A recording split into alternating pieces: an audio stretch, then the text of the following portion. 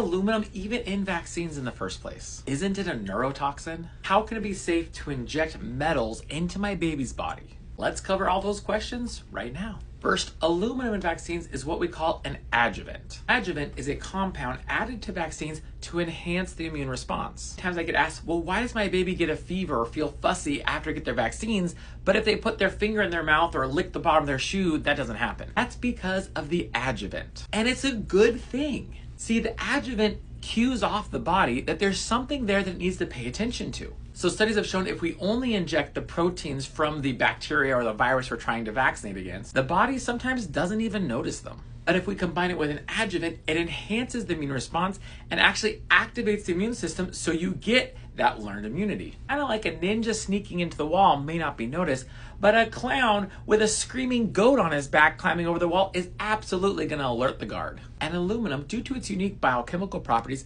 seems to alert the immune system more so than other metals or either other adjuvants that we have. And we've been using it since 1926. So we have nearly 100 years of good scientific data backing its safety, its use, and its dosing. Also know biochemically exactly how aluminum is absorbed into the bloodstream and how we get rid of it. We know that infants can handle up to 1 milligram per kilogram of aluminum per day. And even if we combined all the aluminum for the first 6 months of shots, that wouldn't even reach that threshold. Obviously, we don't give them all at once, so we're far below that 1 milligram per kilogram threshold for babies. We also know that 50% of the aluminum, as soon as it gets into the body, is excreted by the kidneys within 24 hours. The rest of it is bound very tightly to a product called transferrin, making it unreleasable to the rest of the body. We actually have data showing that kids who don't get their vaccines versus kids who do don't have a difference in measurable aluminum in the measured parts of their body. We also know that it doesn't matter whether you eat the aluminum or you inject it, it's going to end up in the bloodstream one way or the other.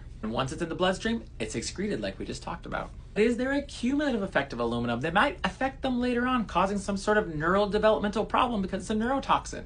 Well, a huge study was just completed with over 2 million kids that showed whether you got no aluminum from vaccines or the full vaccine schedule, there was no difference in the development of neurodevelopmental disorders such as ADHD or autism in those children. So aluminum is there to make the vaccines work. It's at a dose far below what babies can handle and excrete in a day. And we have good evidence that it does not accumulate in the body, and that the cumulative effect of multiple vaccines that contain aluminum do not have any negative detriments or development of neurodevelopmental disorders later on in life. Did I get it all?